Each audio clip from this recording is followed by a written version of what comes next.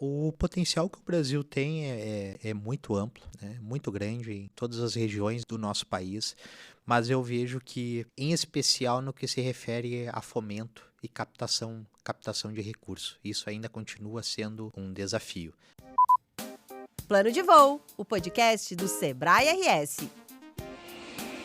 Olá, olá! Sejam bem-vindos e bem-vindas a mais um Plano de Voo, o podcast do Sebrae RS. Eu sou o jornalista Pedro Pereira e comando este bate-papo. No episódio passado, a gente entendeu o que é o movimento Foodtech e como o Sebrae RS articula esse ecossistema de inovação no setor de alimentos. Hoje, a gente tira isso do papel. Vamos falar com quem já vive o conceito na prática. Meu convidado é Luan Rios Paz, CEO da Bioplix, uma empresa aqui de Porto Alegre. Luan, seja muito bem-vindo ao Plano de Voo. Olá, Pedro. Prazer é meu. Obrigado aí pelo convite. Beleza, Luan. Vamos embarcar para essa conversa então. Bom, para quem não conhece, acho que é legal a gente começar até falando um pouquinho sobre a Bioplix, né? Conta pra gente como que isso começou, quais são as soluções. Claro. Então, a Bioplix, ela é uma foodtech. Nós estamos situados na incubadora empresarial do Centro de Biotecnologia da URGS, no campus do Vale. E a gente está situado lá desde 2021.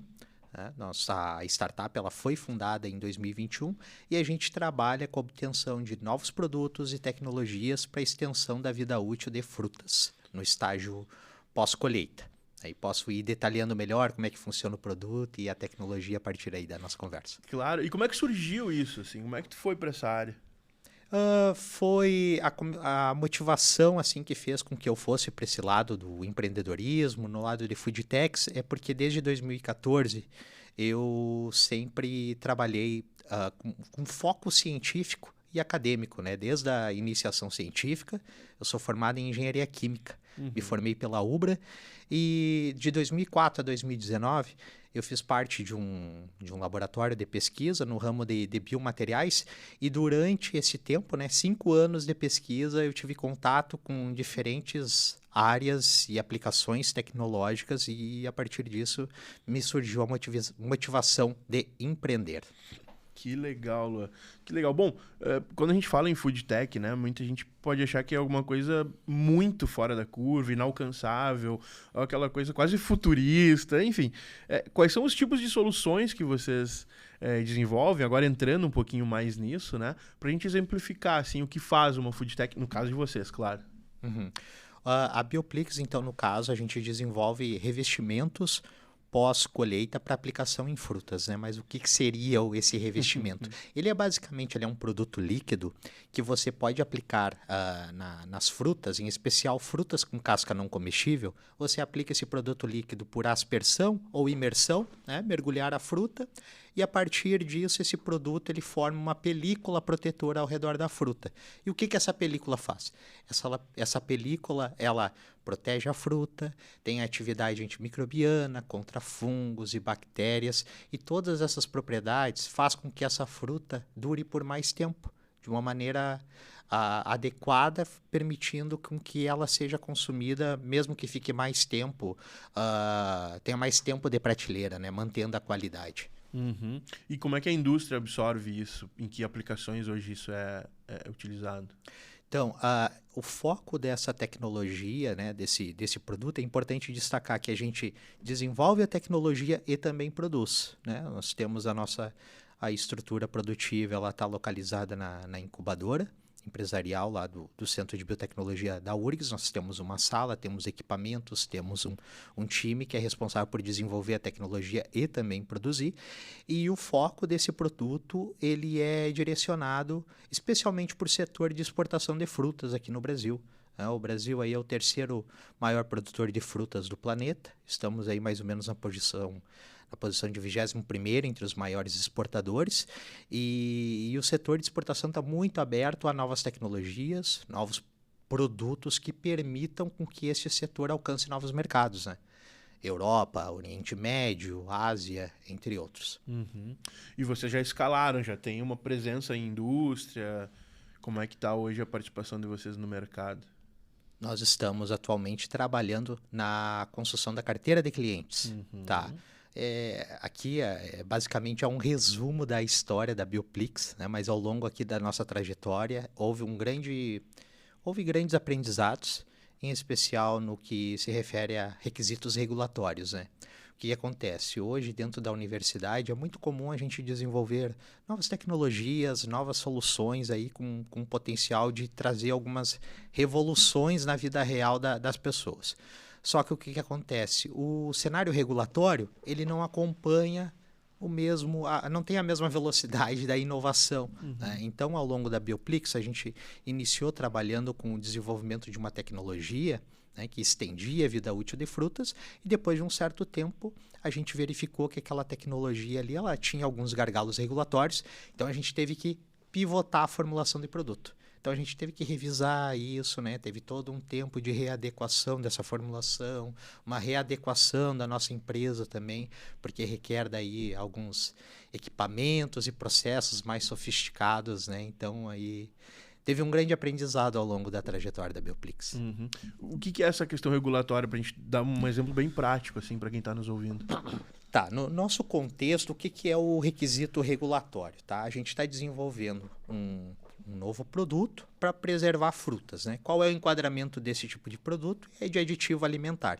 Então, hoje, por exemplo, quem regula esse setor é a Anvisa, né? Agência Nacional de Vigilância Sanitária. E a Anvisa ali, ela estabelece em suas normativas regulatórias, né, tem as chamadas listas positivas.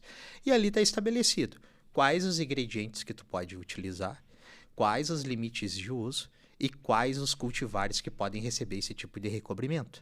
E atualmente os cultivares que podem receber esse tipo de recobrimento pela legislação atual são frutas cítricas, manga, abacate, melão, manga, né? São esses cultivares com casca não comestível. E é isso que a gente segue atualmente. Né? A gente tem outras linhas de desenvolvimento com novos ingredientes, focado em novos cultivares, mas isso é uma linha de desenvolvimento secundária. A nossa linha prioritária é a que obedece aí essas legislações. Né? A nossa tecnologia, ela segue tanto essa diretriz nacional da Anvisa e também ela está adequada ao que estabelece a legislação da União Europeia, né? Que também tem o seu regulamento. Pois é, isso é interessante, assim, e até já começo a responder a minha próxima pergunta, porque é justamente para saber um pouquinho sobre o que diferencia uma food tech de outros tipos de startups, né? Empresas focadas em inovação, porque tem todos esses pormenores, né, da questão regulatória, porque é voltada para alimentação, né, Anvisa e tudo mais, Ministério da Saúde, da Agricultura, né, em alguns casos, enfim. Mas além disso, e se quiser aprofundar também um pouco disso, né, quais são as diferenças aí entre uma food tech e uma startup convencional?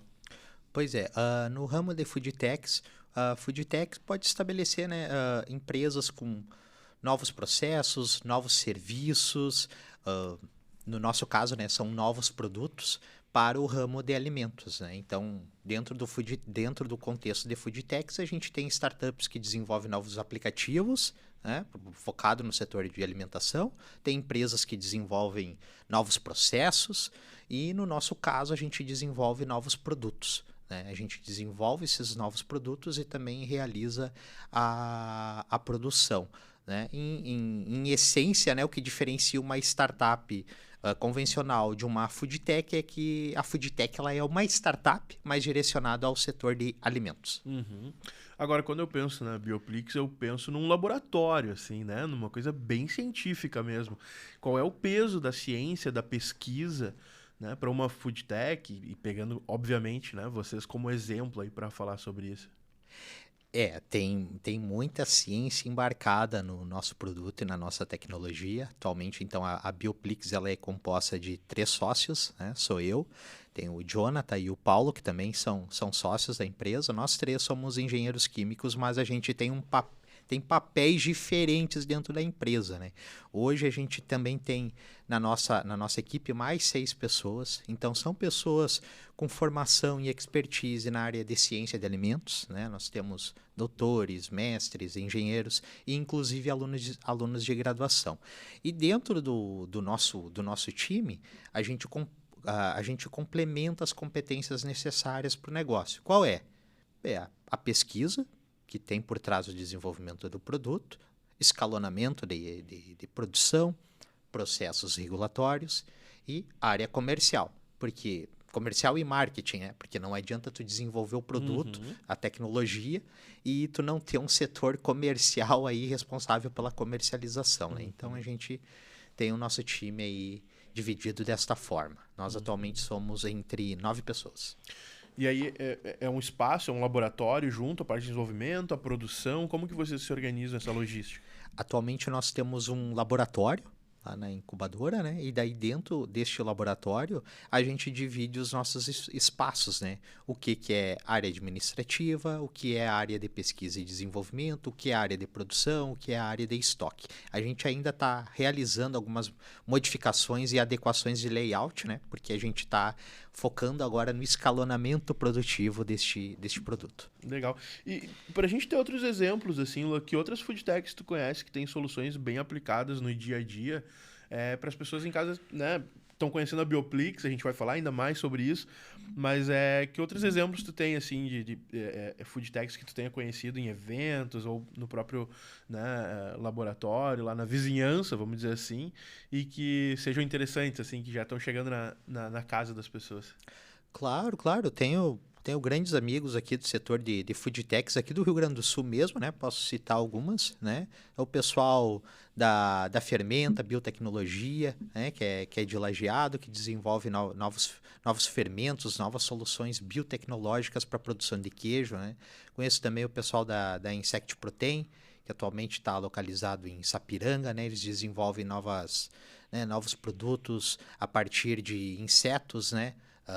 Farinhas para a confecção de bolos, novos fertilizantes, né? Tá trabalhando com o tenebrio molitor, que é o nome do inseto, né? Cara. Tem o pessoal da WeCaps, que trabalha com a obtenção de novos ingredientes alimentícios, que estão situados lá em Santa Maria, né? Esses são só alguns exemplos aí de empresas bastante inovadoras no ramo de food. Que legal, cara. E desde que vocês começaram, o que tu vê, assim, acho que a gente vive um boom, assim, nesse setor, né? O que tu vê que tem mudado nesses últimos anos, assim? O que representa isso? O que vem mudado é que está crescendo cada vez mais o interesse por empreender, por gerar novas startups e novas food techs. O que eu vejo é que muitas vezes o pessoal surge com a motivação, mas tem alguns dados que demonstram, né, que mais ou menos 90% das startups elas morrem logo depois de 3 anos ou no máximo 5 anos. Né? E isso se relaciona com alguns desafios que se tem em empreender, né? Em especial aqui no Brasil. Porque são questões que envolvem regulatório, muitas vezes o pessoal inicia uma empresa e não estabelece muito bem alguns documentos societários, né? Acordo de sócios, um contrato social bem redigido, né? Que muitas vezes a pessoa inicia uma empresa muito naquela emoção, né, de iniciar a empreender, e depois vai passando o tempo, a responsabilidade vai aumentando, e também a exigência por capital e investimento, né? Não é fácil captar investimento, em especial aqui no Brasil, né? Então, são desafios aí que, para quem quer empreender, né, em especial no ramo de food techs, tem que estar atento quanto a isso. Pois é, no caso das food techs, como é que tem funcionado essa questão do investimento? A gente tem indústrias por trás, porque a indústria alimentícia ela é, né, muito, muito grande, muito relevante. Tem grandes indústrias que estão suportando, que estão dando suporte para essas food techs, ou onde se busca assim, esses investimentos, e como otimizar também, né, quando se tem esse recurso. O que acontece? Em alguns casos pode-se ter alguma indústria parceira, né, que se tem interesse naquela tecnologia, né, aí precisa se definir qual vai ser o melhor modelo de interação entre a food tech e a indústria, né? No nosso caso é um pouco diferente, né? A gente tem investimento privado que a gente recebeu em 2021 e a gente também tem projetos de fomento aprovados junto a órgãos de fomento, né?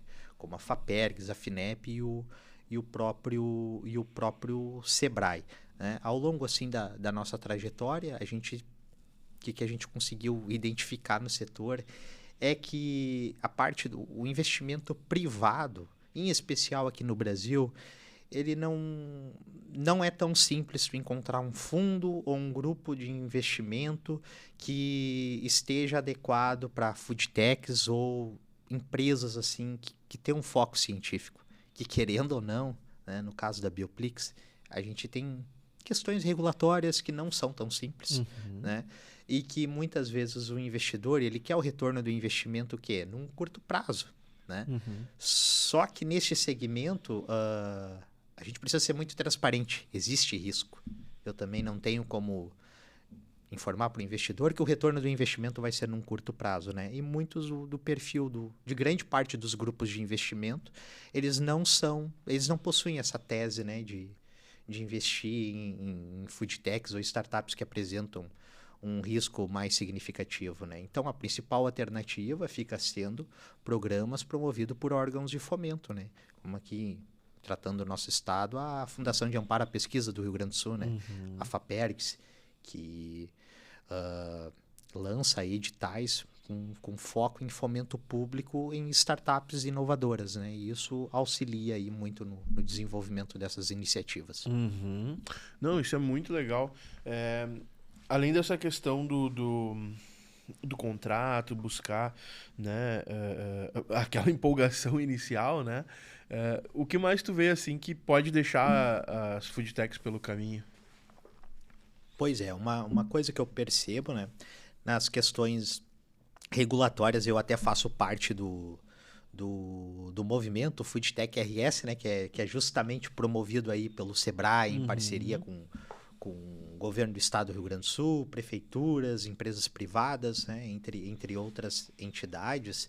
No contexto regulatório, o que eu sempre procuro assim de discutir durante as reuniões é que quando surgem novas food techs, essas informações que tanto eu, que sou da Bioplix, quanto os colegas das outras food techs, a gente precisa criar mecanismos de informar a essas novas food techs, né, qual seria o caminho, não digo mais fácil, mas talvez menos difícil e menos burocrático para aumentar a taxa de sucesso dessas food techs, né? Então, falando de contexto regulatório, né, quando eu falo do contexto regulatório, eu sempre falo, olha, gente, se vocês desenvolvem novos ingredientes focado no ramo de alimentos, né, verificar muito bem essa questão regulatória.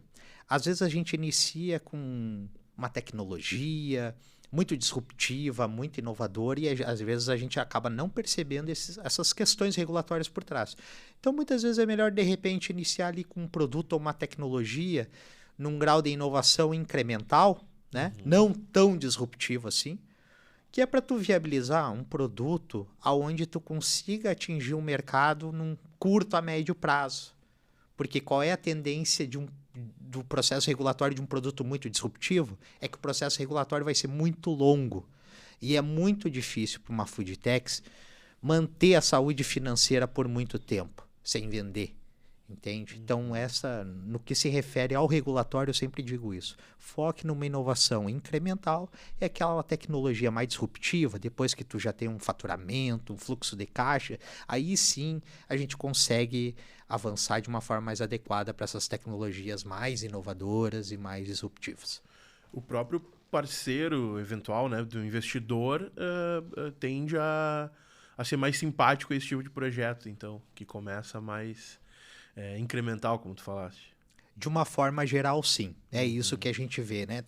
Pode ter algumas exceções, né? Claro. Tem alguns fundos de investimento aonde Não importa se o processo regulatório é longo, a gente vai aportar o investimento, só que são questões mais raras de se encontrar.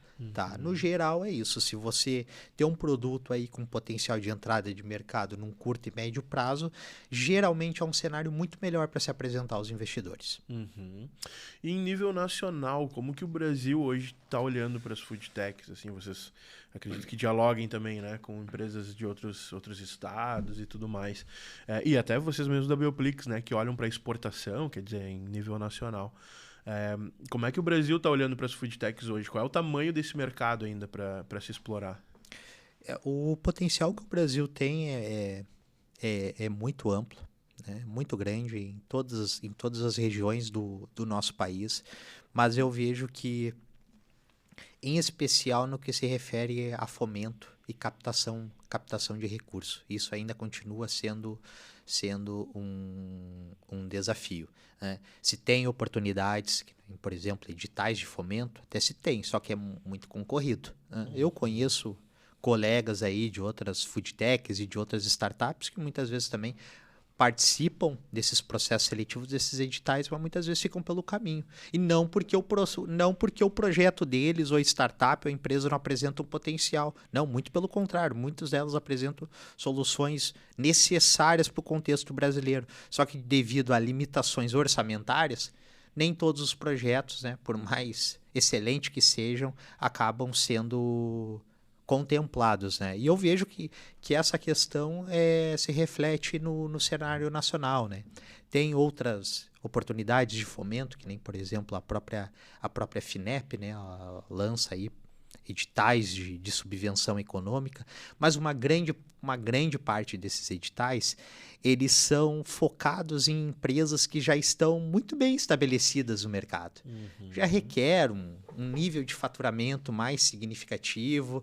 Então, eu vejo que, assim, em termos de política pública, né, eu acredito que tem que ser olhado cada vez mais para as food techs, né, em especial, para entender que muitas vezes, às vezes, tu não tem aquela questão comercial, aquele faturamento, não porque a empresa não quer, é porque existem burocracias por trás disso e acaba atrasando com que isso aconteça.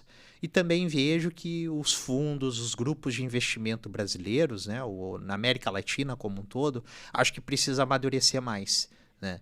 Eu estive recentemente nos Estados Unidos, em Nova York, e nos Estados Unidos se tem um apetite maior pelo risco. Eles sabem que, digamos assim, envolve um risco, só que se aquele negócio der certo, o retorno vai ser muito grande e vale a pena.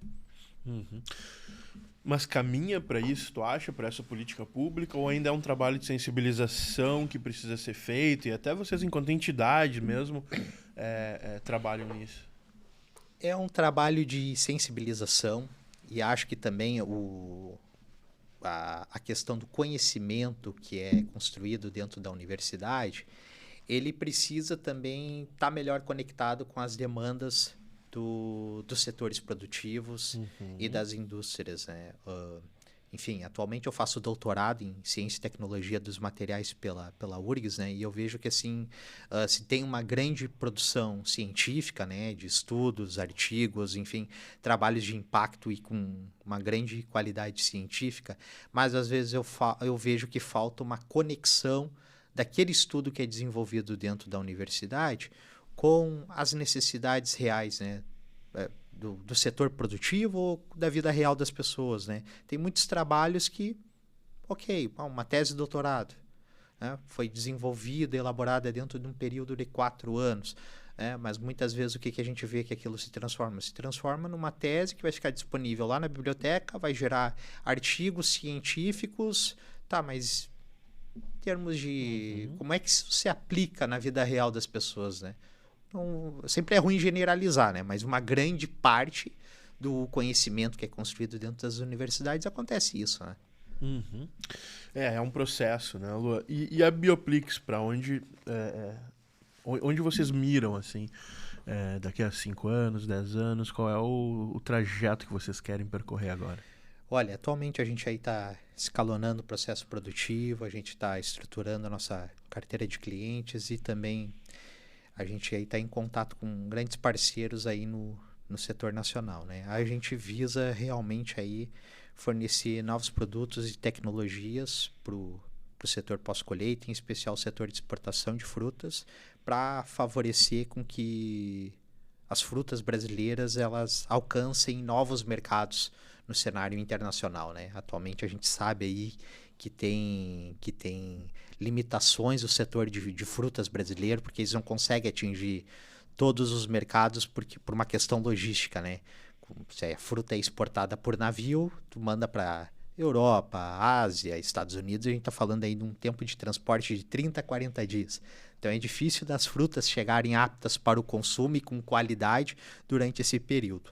Então, nosso foco é de fazer com que o setor de exportação de frutas cresça, se expanda e que a Bioplix cresça através disso, né? A gente tem como objetivo ser referência não apenas nacional, mas internacional em termos de desenvolvimento de novos produtos e tecnologias para a extensão da vida útil de alimentos. Que legal, Lu. A gente tá falando de uma sobrevida aí de quanto tempo para esses produtos in natura? Claro, vamos jogar aqui numa média, só para dar uma ideia para quem tá nos ouvindo, né? Claro, é variável porque depende do cultivar, né? Tem alguns cultivares que eles naturalmente apresentam uma vida útil mais, né, mais ampla, né? Como as frutas cítricas, né? O melão, por exemplo, né? Mas o objetivo da nossa tecnologia é de estender essa vida útil em torno de 3 a 4 vezes mais. Olha só. É. Muito interessante. Isso. Muito legal. Luan, sem palavras para te agradecer. Aliás, tem sim, né? Muito obrigado. Obrigado por estar aqui com a gente. Trazer esse olhar bem prático mesmo sobre food techs, né? Sobre essa inovação nesse setor de alimentos e ajudar a gente a compreender e falar um pouquinho também desse trabalho da Bioplix, que é realmente fantástico, né? A gente fechar até com esse número, assim, é bem surpreendente mesmo o trabalho que vocês fazem. Então, a gente agradece mais uma vez pela tua disponibilidade para estar aqui no Plano de Voo. Pô, claro, agradeço aí novamente o convite aí, deixo também a sugestão para o pessoal acompanhar a Bioplix nas redes, né? @Bioplix Empresa no Instagram, Bioplix no LinkedIn e também no Facebook, né? Para quem ainda usa o Facebook, a gente está lá também. Perfeito, Bioplix Empresa, então, no Instagram e Bioplix. Então, localizem lá a Bioplix, fiquem por dentro dessas novidades e muito sucesso aí para vocês, viu, Luan? Tá bom, Pedro, muito obrigado. Beleza. Bom, gente, para quem ainda não ouviu o primeiro episódio dessa série, vai lá para ouvir mais sobre o conceito de food techs e como isso impacta diretamente no nosso dia a dia. Obrigado a você que nos acompanhou até aqui. Esse episódio tem gestão de Sara Andrade, do Sebrae RS, e a produção é da Padrinho Conteúdo, com Fernanda Axelrod na produção e roteiro, Thiago Barbosa na captação e edição e Gabriela Perufo na coordenação audiovisual. Eu sou o Pedro Pereira e te encontro no próximo episódio. Um abraço carinhoso e até lá!